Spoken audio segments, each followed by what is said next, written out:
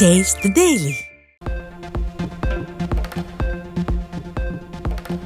சென்னையில் இரவு விடிய விடிய கொட்டி தீர்த்த கனமழை.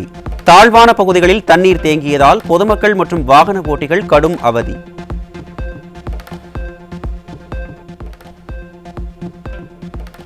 வடகிழக்கு பருவமழை துவங்காத நிலையில் ஒரு சில மணி நேர மழைக்கே பல்லிழித்த சென்னை மாநகரம். கோடம்பாக்கம், ட்ரெஸ்புரம், சிவன் கோயில் தெரு உள்ளிட்ட பகுதிகளில் சாலைகளில் கரை புரண்டு ஓடிய வெள்ளத்தால் மக்கள் கடும் அவதி.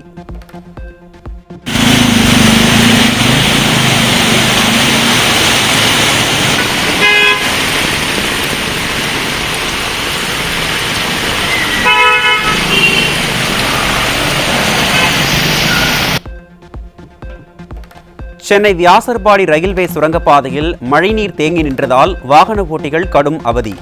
2 மணி நேரம் பெய்த மழைக்கே திண்டாடிய சென்னை மாநகரம்.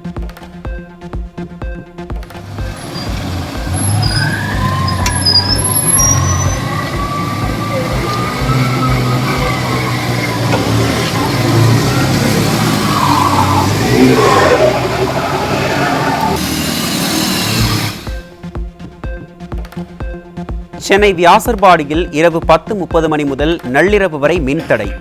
சில மணி நேர மழைக்கே மின்சாரம் துண்டிக்கப்பட்டதால் குழந்தைகள் முதல் வயதானவர்கள் வரை தூக்கம் இல்லாமல் அவதி. சென்னை பெரம்பூர் ரயில்வே சுரங்கப்பாதையை மூழ்கடித்த மழைநீர். வடசென்னையை மேம்படுத்த 1000 கோடி ரூபாய் என்று அறிவித்த பொம்மை முதல்வர் எங்கே என்று பெரம்பூர் பகுதி மக்கள் கேள்வி.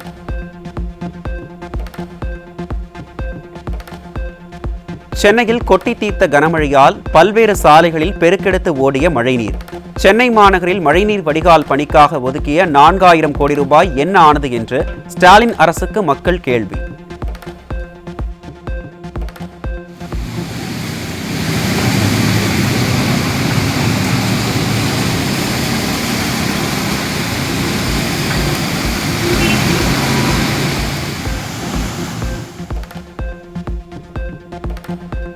சென்னை வியாசர்பாடி ரயில்வே சுரங்கப்பாதையில் தேங்கிய மழைநீரில் நீந்திச் சென்ற மாநகராட்சி ஆணையரின் வாகனம். மழைநீரை வெளியேற்ற நடவடிக்கை எடுக்காமல் பொறுப்பற்று கடந்து சென்ற ஸ்டிக்கர் ஆட்சியின் அலங்கோலம்.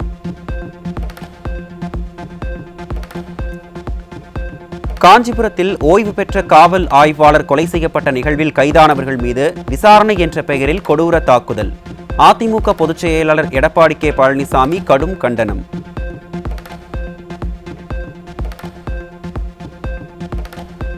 காவல்துறையே நீதி பரிபாலனத்தை தங்கள் கைகளில் எடுத்துக்கொண்டு தண்டனை வழங்குவது ஏற்புடையதல்ல. குற்றம் சாட்டப்பட்டவர்களை கண்மூடித்தனமாக தாக்குவதும் என்கவுண்டர் செய்வதும் ஸ்டாலின் ஆட்சியில் அதிகரித்திருப்பதாக எதிர்க்கட்சித் தலைவர் எடப்பாடி கே பழனிசாமி குற்றச்சாட்டு.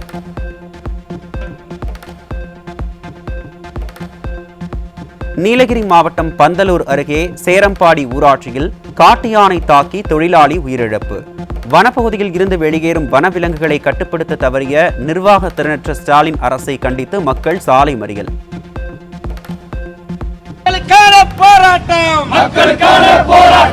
உரிமை மீட்கும் போராட்டம்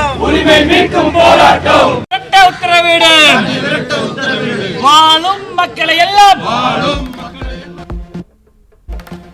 காஞ்சிபுரத்தில் ஓய்வு பெற்ற காவல் ஆய்வாளர் கொலை செய்யப்பட்ட விவகாரத்தில் மதிமுக மாவட்ட செயலாளர் உள்ளிட்ட 2 மீது கொடூர தாக்குதல் நடத்திய போலீசார்.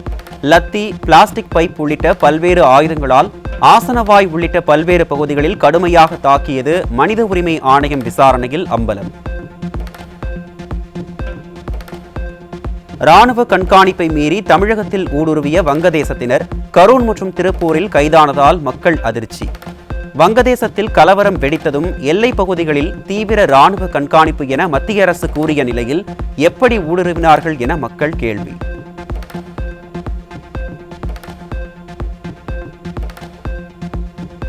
வங்கதேசத்தில் கொலை செய்துவிட்டு தப்பி வந்து திருப்பூரில் பதுங்கிய இளைஞர் உள்பட 3 கைது. 6000 ரூபாய் பெற்றுக்கொண்டு ஆதார் எடுக்க உதவியரும் கைதான நிலையில் வங்கதேசத்தினர் ஊடுருவியது எப்படி என மக்கள் கேள்வி.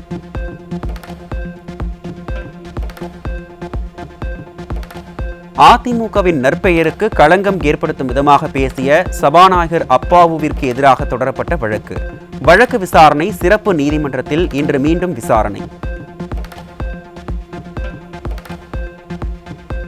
சென்னையின் முதல் பெண் தபேதாரை லிப்ஸ்டிக் பூசியதற்காக பணியிட மாற்றம் செய்வதுதான் திமுகவினர் பெண்ணுரிமை, பெண் சுதந்திரம் பேசும் லட்சணமா? தனது விருப்பப்படி லிப்ஸ்டிக் பூசிக்கொள்ளக்கூட ஒரு பெண்ணுக்கு உரிமை இல்லையா என மேக்கப் அரசுக்கு மக்கள் கேள்வி. பத்திரிகையாளர் சவுக்கு சங்கரை குண்டர் சட்டத்தில் இருந்து விடுவித்து உச்சநீதிமன்றம் உத்தரவு. ஜனநாயகத்தின் குரல் வளையை நசுக்கும் விதமாக ஒரு புகாருக்கு 17 இடங்களில் வழக்கு பதிவு செய்து காவல்துறை அத்துமீறி நடந்தது விசாரணையில் அம்பலம். பத்திரிகையாளர் சவுக்கு சங்கர் மீது போடப்பட்ட குண்டர் சட்டத்தை திரும்ப பெற்ற ஸ்டாலின் அரசு. மீண்டும் நிர்வாக திறமையில் யூ-டர்ன் அரசு என்று நிரூபித்த ஸ்டாலின் அரசு மீது மக்கள் கடும் அதிருப்தி. பத்திரிகை சுதந்திரத்தின் குரல் வளையை நெரிப்பதில் நிர்வாக திறனற்ற ஸ்டாலின் அரசு முன்னிலை வகிக்கிறது. தமிழகத்தில் சுதந்திரமாக பத்திரிகை செயல்பட முடியாத அவல சூழல் நிலவுவதாகவும் பத்திரிகையாளர் சவுக்கு சங்கர் குற்றச்சாட்டு. தமிழக முதல்வர் திரு ஸ்டாலின் அவர்கள் பத்திரிகை சுதந்திரத்தை குரல் வளையை நெரிப்பதில் முன்னணியில் இருக்கிறார். தமிழகத்தில் இன்று சுதந்திரமாக பத்திரிகைகள் செயல்பட முடியாத ஒரு அவலச்சூழல் நிலவுகிறது. இதை மாற்றுவதற்கான நாள் வெகு விரைவில் வரும். தமிழக மக்கள் தமிழகத்தை பிடித்துள்ள இந்த திராவிட மாடல் ஆட்சி என்ற சாபக்கேடு எப்போது முடியும் என்று காத்துக் கொண்டிருக்கிறார்கள். அதற்கான நாள் விரைவில் வரும். நன்றி. காஞ்சிபுரத்தில் ஓய்வு பெற்ற காவல்துறை ஆய்வாளர் கொலை செய்யப்பட்ட விவகாரத்தில் கைதான வளையாபதி, எலக்ட்ரீஷியன் பிரபு ஆகியோர் மீது போலீசார் கொடூர தாக்குதல். போலீசார் ஏற்படுத்திய தீ காயங்களால் உயிருக்கு ஆபத்தான நிலையில் மருத்துவமனையில் தீவிர சிகிச்சை. கிளாம்பாக்கம் பேருந்து நிலையத்தில் விடியா போக்குவரத்து துறை அமைச்சர் சிவசங்கர் திறந்து வைத்த டிக்கெட் முன்பதிவு இயந்திரம் 2 நாளில் பழுதானதால் பயணிகள் அதிர்ச்சி. விளம்பரத்திற்காக ஒரு திட்டத்தை செயல்படுத்தினால் இப்படித்தான் ஆகும் என ஸ்டிக்கர் புகழ் ஸ்டாலின் ஆட்சி பற்றி மக்கள் விமர்சனம். செங்கல்பட்டு மாவட்டம் கேளம்பாக்கம் பகுதியில் அடிக்கடி மின்வெட்டு ஏற்படுவதை கண்டித்து மின்வாரிய அலுவலகத்தை முற்றுகையிட்ட பொதுமக்கள்.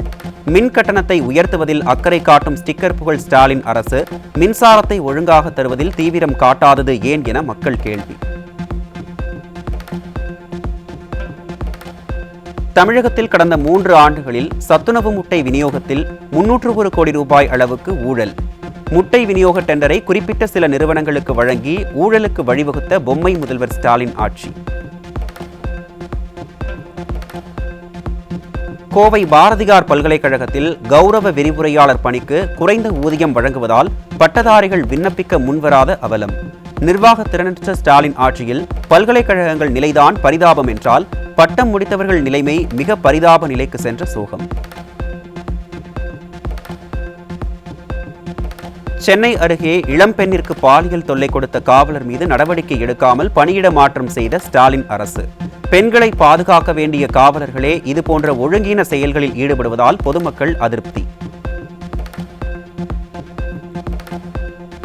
கோவையில் டீயில் மயக்க மருந்து கலந்து கொடுத்து 23 வயது பெண்ணை பாலியல் வன்கொடுமை செய்த 68 வயதான பிசியோதெரபிஸ்ட் சிக்கினார்.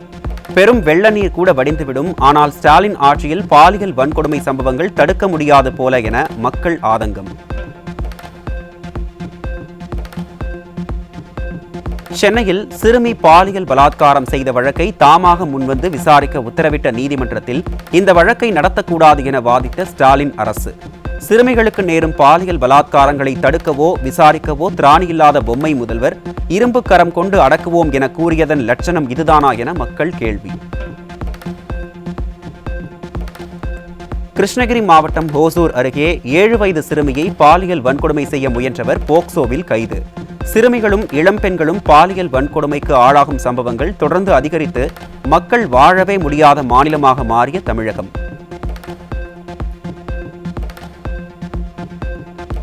சென்னை தியாகராய நகரில் வேலைவாய்ப்பு அலுவலகம் என கூறி கொடிக்கட்டி பறக்கும் பாலியல் தொழில்.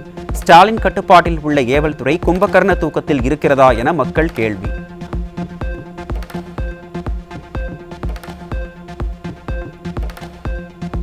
சிவகங்கை பேருந்து நிலைய பகுதியில் கஞ்சா விற்பனை செய்து வந்த கல்லூரி மாணவர்கள் 3 பேர் சிக்கினர். கல்லூரி மாணவர்களை கஞ்சா விற்க வைத்ததே ஸ்டாலின் ஆட்சியின் சாதனை என பொதுமக்கள் கண்டனம். தஞ்சை மாவட்டம் கும்பகோணத்தில் 150 கிராம் கஞ்சாவுடன் 2 கல்லூரி மாணவர்கள் கைது. பொம்மை முதல்வர் ஸ்டாலின் ஆட்சியில் கல்லூரி மாணவர்கள் தொடர்ந்து கஞ்சாவுடன் சிக்கும் அவலம். சிவகங்கை மாவட்டம் மானாமதுரை அருகே அரசு நடுநிலைப்பள்ளி பகுதியில் 66 கிராம் கஞ்சா பறிமுதல். மகனுக்கு துணை முதல்வர் பதவி கொடுப்பதில் கவனம் செலுத்தும் ஸ்டாலின் பள்ளிக்கு அருகில் கஞ்சா விற்பதை கூட தடுக்காமல் குரட்டை விட்டு தூக்கம்.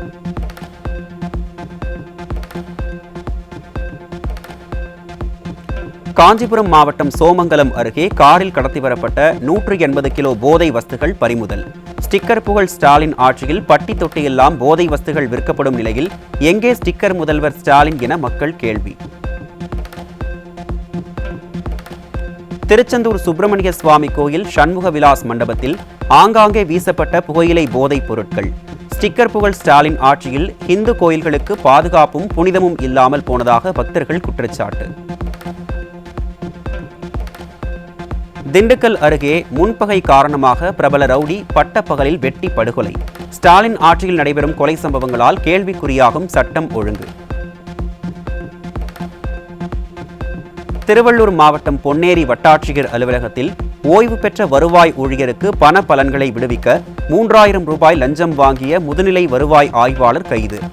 பொம்மை முதல்வர் ஸ்டாலின் ஆட்சியில் அரசு அலுவலகங்களில் தலைவிரித்தாடும் லஞ்சம். விழுப்புரத்தில் லஞ்சம் வாங்கிய பெண் நகராட்சி ஊழியர் சிக்கினார். நிர்வாக திறனற்ற ஸ்டாலின் ஆட்சியில் அனைத்து துறையிலும் லஞ்சம் தலைவிரித்தாடுவதாக மக்கள் குற்றச்சாட்டு. விழுப்புரம் மாவட்டம் அரகண்டநல்லூர் பகுதியில் சாலையில் செல்வோரை விரட்டிச் சென்று கடிக்கும் தெருநாய்கள். நாய்களை பிடிக்க வலியுறுத்தி பலமுறை புகார் அளித்தும் பேரூராட்சி நிர்வாகம் நடவடிக்கை எடுக்கவில்லை என பொதுமக்கள் குற்றச்சாட்டு. வரத்து குறைவு காரணமாக சென்னை மாநகரில் தேங்காய்க்கு தட்டுப்பாடு. தேங்காய் தட்டுப்பாட்டை போக்க ஸ்டாலின் அரசு உரிய நடவடிக்கை எடுக்க வலியுறுத்தல். நெல்லையில் சாதிய மோதலில் ஈடுபட்ட 3 பள்ளி மாணவர்கள் சஸ்பெண்ட். ஸ்டாலின் ஆட்சியில் மாணவர்கள் மத்தியில் அதிகரித்து வரும் சாதிய மோதலால் பெற்றோர் வேதனை. கோவையில் லஞ்சம் வாங்கிய கருவூல கண்காணிப்பாளர் கையும் களவுமாக சிக்கினார்.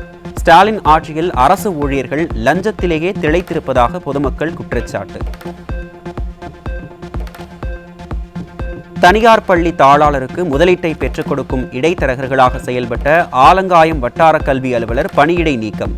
கண்கெட்ட பிறகு சூரிய நமஸ்காரமா என நிர்வாக திறனற்ற ஸ்டாலின் அரசுக்கு பொதுமக்கள் கேள்வி. கடலூர் மாவட்டம் காட்டுமன்னார் கோவில் அருகே உள்ள குமராட்சி பகுதியில் ரேஷன் கடையில் வழங்கப்படும் அரிசி, பருப்பு உள்ளிட்ட பொருட்கள் தரமற்ற முறையில் இருப்பதாக பொதுமக்கள் குற்றச்சாட்டு. நிர்வாக திறனற்ற ஸ்டாலின் ஆட்சியில் ரேஷன் கடைகளில் பாமாயில், கோதுமை உள்ளிட்ட பொருட்கள் கிடைப்பதே இல்லை என இல்லத்தரசிகள் வேதனை. கோதுமை குடுக்கல, மண்ணெண்ணெய் குடுக்கல,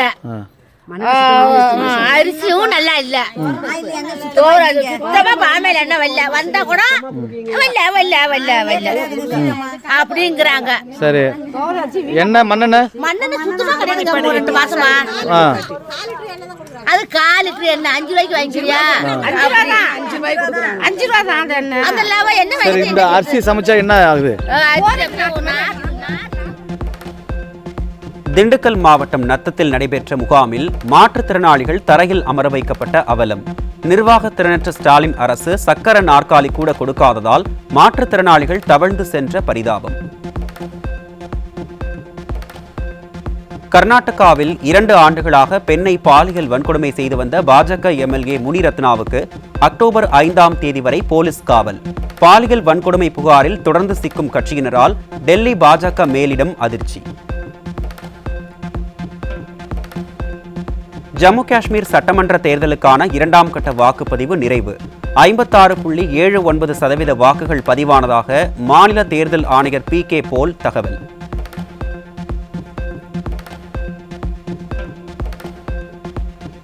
பாஜக கூட்டணி ஆட்சி செய்யும் மகாராஷ்டிரா மாநிலத்தில் பாராசிட்டமால், பான் டி மற்றும் ஷெல்கால் உள்ளிட்ட 50க்கும் மேற்பட்ட மருந்துகள் தரமான தரத்தில் இல்லை என்பது சமீபத்திய தரச்சோதனையில் அம்பலம். கால்சியம், நீரிழிவு எதிர்ப்பு மாத்திரைகள் மற்றும் உயர் இரத்த அழுத்த சிகிச்சைகள் போன்ற மருந்துகளும் தரமானதாக இல்லை என்று அதிர்ச்சி தகவல்.